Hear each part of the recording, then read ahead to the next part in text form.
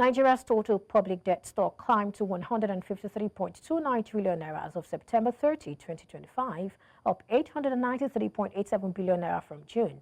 The Debt Management Office (DMO) has reported. The increase reflects growth in both domestic and external borrowings within the quarter. In dollar terms, the nation's debt rose from $99.66 billion to $103.94 billion. External obligations accounted for nearly 47% of the total, while domestic debt continued to constitute the largest share of the debt portfolio.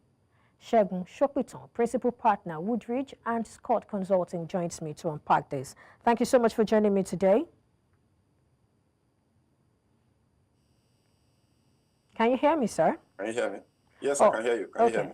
I can hear you now. What does Nigeria's current debt level signal to you? Crisis. It's a crisis. We're in a crisis, and we have been in a crisis for at least maybe 5 years. You know, so it's a crisis that is perpetual and that is being ignored. And I pray that it doesn't come to a head eventually. It's something that needs to be dealt with fundamentally and structurally. The solution to this is not necessarily and only to pursue more revenues. So you find that a lot of the actions and policy directions of this administration has focused on boosting the coffers. That's good, and that's actually very, very necessary. We need that badly to drive the development agenda of the country, not to pay debt. Right, so we need to find a solution to this. A situation where the country is owing $100 billion plus, you know, local and domestic debt is unconscionable. Almost $50 billion in foreign debt. When you cast your mind, you know, back to the fact that just 2006, which is 20 years ago, the administration of President Obasanjo, you know, paid off all our debt and we're down to zero. It's absolutely disturbing to find that we have come from where we were then to owing $50 billion, you know, to external creditors, and then another 50-something billion naira to local creditors. It's unforgivable, and it's something that needs to be addressed.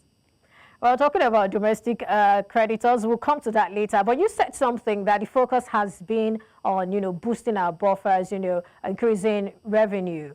And you feel like that shouldn't be all, that there should be more. What exactly should that other thing be?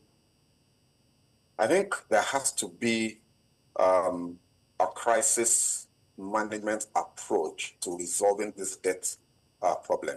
You know, and the reason for that is it's a self-reinforcing trap. It's a spiral that it's very difficult to get out of if you don't take very intentional, deliberate measures to stop it. Because the more debt you owe, the more pressure it puts on your revenues. And the more pressure there is on your revenues, the more you need to borrow. You know, because you won't have enough money to either fund developmental projects or even in some instances cover recurrent expenditure. So if you don't at some point stop dead you have to have a hard stop where you say, you know what, this is a problem, it's a crisis, we need a concerted strategy to bring this debt down to manageable levels. That's what President Obasanjo did, you know, 20 years ago. And we have to, at some point, very soon, get to that point and fix this problem. One of the ways that we can do that is, first of all, to recognize that in order to fund infrastructure projects, you don't need to borrow.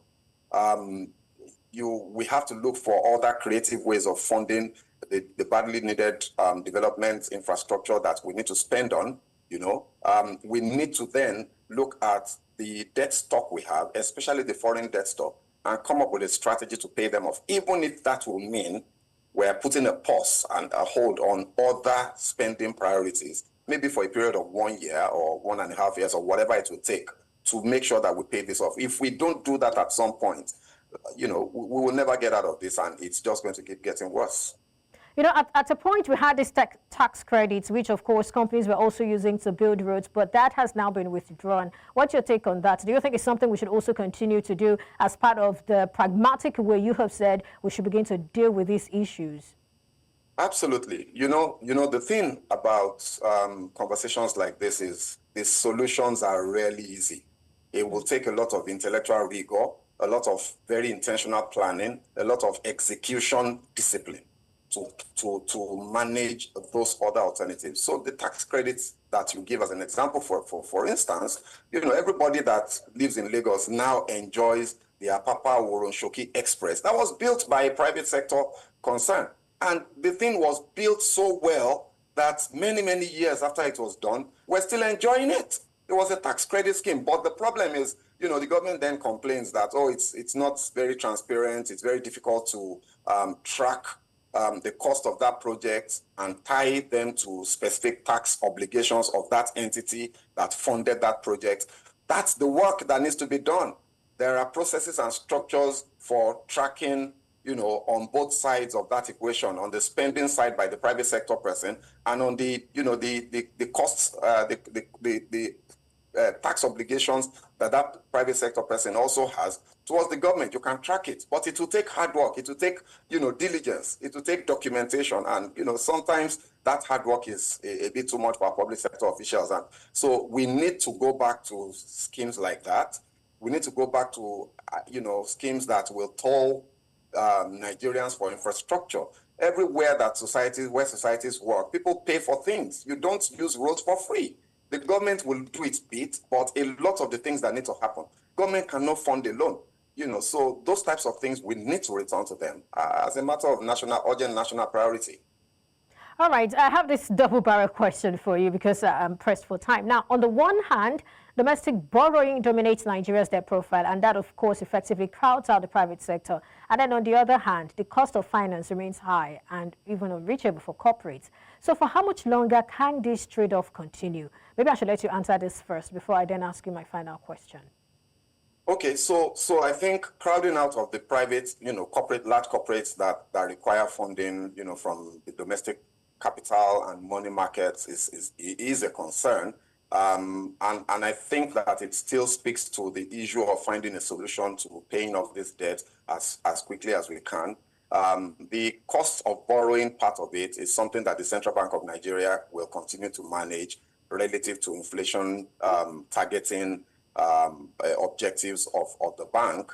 So it's a balancing act that the CBN, the DMO, and the Ministry of Finance will need to work together to maintain over a disciplined and well-tailored period of time to achieve the objectives that we need to achieve.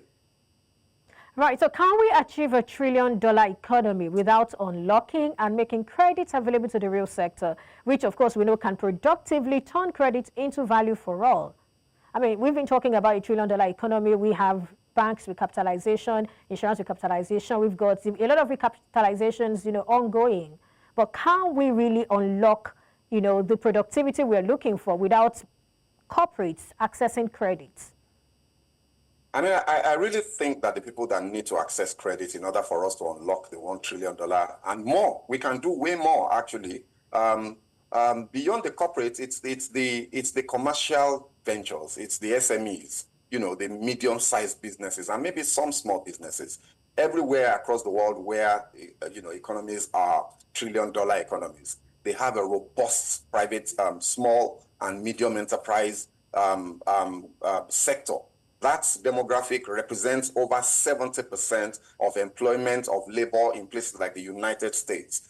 So beyond the large corporates are, well, dandy, but by virtue of the Pareto principle, the 80-20 principle, you find that the people that you should be focusing on are those people that are going to generate much of the productivity and the employment that we need in the economy. And those are the people that are playing in the middle. So how do we unlock the credit system for these people? How do we enhance the credit administration structures of both banks, microfinance banks, digital lending institutions, development organizations that have either government or private sector funding, and all of that, making that available to the middle class, so to speak, whether middle class in the business sector or as individuals? That is a question that we need to answer. If we're able to, answer that question successfully, then I think we might have moved a bit closer to that objective.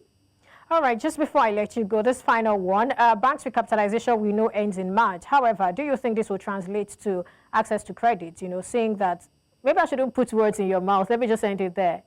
We've been down this road, and I used to be a banker, and I was part of other recapitalization exercises. And you know what? It didn't change much. It didn't move the needle. The reason being that the reason access to credit is a problem is not capital. Capital is a problem. It's better if you want to run a large economy, you need large financial institutions. So that there's a synchrony there. But the policy framework that guides the activities of our financial institutions in Nigeria today are not deliberately tailored to compel them to make credit available to more people. And then we also need to deal with the administrative structural issues that make it easy for people to borrow money without returning them. So credit rating agencies, credit bureaus, people that will give credit reports, those types of things, we need to enhance them deliberately. The Central Bank of Nigeria, working with whatever other institutions will be involved, need to come up with very robust policy framework to enhance the credit culture in Nigeria. If we do that, whether banks are recapitalized or not, they will lend more, because the banks are also afraid of losing depositors' funds. And that's why sometimes the credit, access to credit is a bit constrained, to the members of the public that require those funding. So I think beyond the capitalization, which is good, we need to look at policy and administrative structure. That's quite interesting. When I look at that, I also see that to a very large extent, we have non-performing loans heightened. And not only that, you also have a situation where banks would rather keep monies with CBN. So when you look at all of this, that sort of almost makes, that particular aspect uninspiring for banks. Absolutely. And that's if you think about the percentage of banks' depositors' funds that lie idle with the CBN, and maybe to a lesser degree with the federal government in terms of debt instruments in the money market, yes, it's alarming, and I don't think any economy can survive, based on that type of structuring of their financial systems. We have to unlock that money and make it available for a large number of people so that you can trigger a multiplier effect in terms of what each kobo of that money can achieve.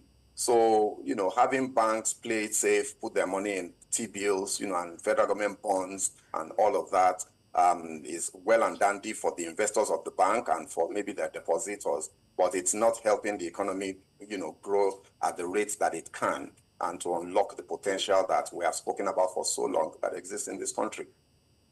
Thank you so much, Segun Sopitan, Principal Partner, Woodridge and Scott Consulting, for sharing your thoughts with us today. Thank you for having me. Have a good day.